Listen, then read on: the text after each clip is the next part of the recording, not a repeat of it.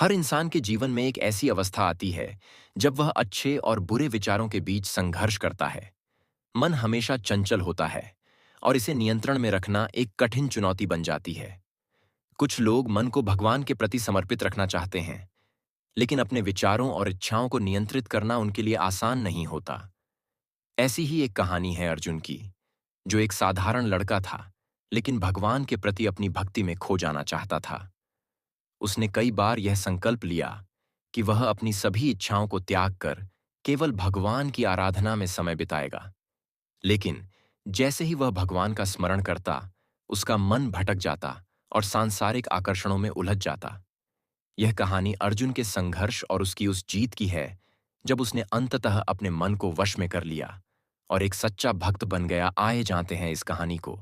एक गांव में अर्जुन नाम का एक युवा लड़का रहता था। अर्जुन का सपना था कि वह एक सच्चे भक्त की तरह भगवान को समर्पित रहे और अपने जीवन को धार्मिक आचरण में बिताए। लेकिन उसके मन में हर समय विचलित करने वाले विचार आते रहते थे।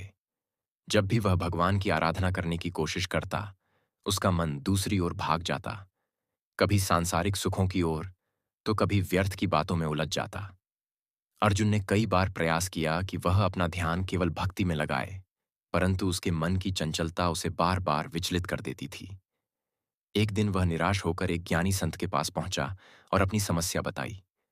संत ने मुस्कुराते हुए कहा, बेटा, मन को नियंत्रित करना कठिन है, लेकिन असंभव नहीं। इसे अभ्यास और धैर्य से साधा जा सकता है। हर दिन थोड़े समय के लिए अपने मन को शांत करने की कोशिश करो और धीरे धीरे अपनी इच्छाओं को नियंत्रित करने का अभ्यास करो। अर्जुन ने संत की बात मानी और हर रोज थोड़ी देर ध्यान करना शुरू किया। उसने धीरे धीरे सांसारिक विचारों को त्यागने का प्रयास किया और भगवान का स्मरण करने की आदत डाली। शुरुआत में कठिनाई हुई, लेकिन समय के साथ उसकी आत्मा की शक्ति बढ़ती गई। एक दिन ऐसा आया जब अर्जुन का मन पूरी तरह से भगवान की भक्ति में रम गया और वह किसी भी सांसारिक चीज में रुचि नहीं रखता था। इस प्रकार अर्जुन ने अपने मन को वश में कर लिया और एक सच्चे भक्त का जीवन जीने लगा।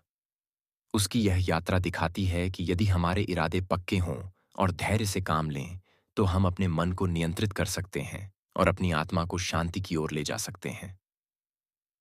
सार: इस कहानी से यह सीख मिलती है कि मन को नियंत्रित करना आसान नहीं है, लेकिन अभ्यास और धैर्य से हम इसे साध सकते हैं।